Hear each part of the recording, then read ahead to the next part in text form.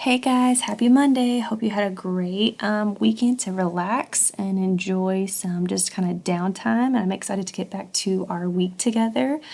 So last week we kind of talked about, we left off with how as avid readers, we want to have like that wow moment. We really want to think about how that book makes us feel and just think about how it maybe like the ending is going to be, and just like that part in that book that is really just kind of like blown us away, that's like maybe your favorite part or an exciting part.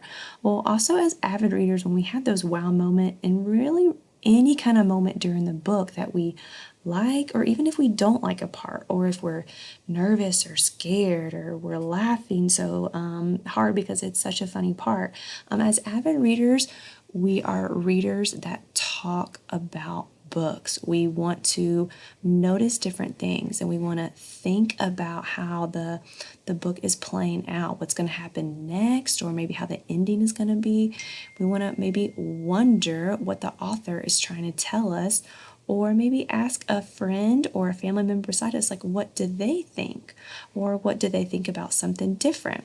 So as avid readers, we can always talk and talk and talk and talk and ask questions and notice different things and wonder things about our books.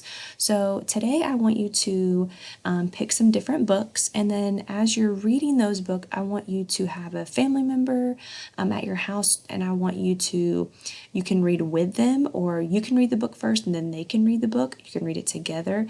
But during the book, I want you to talk with one another about what you notice, what they notice, what you think and they think, or what you maybe wonder about what the ending of the book is going to be about. Just get that conversation going about your different books and just be avid readers. And I hope you guys have a great, great Monday.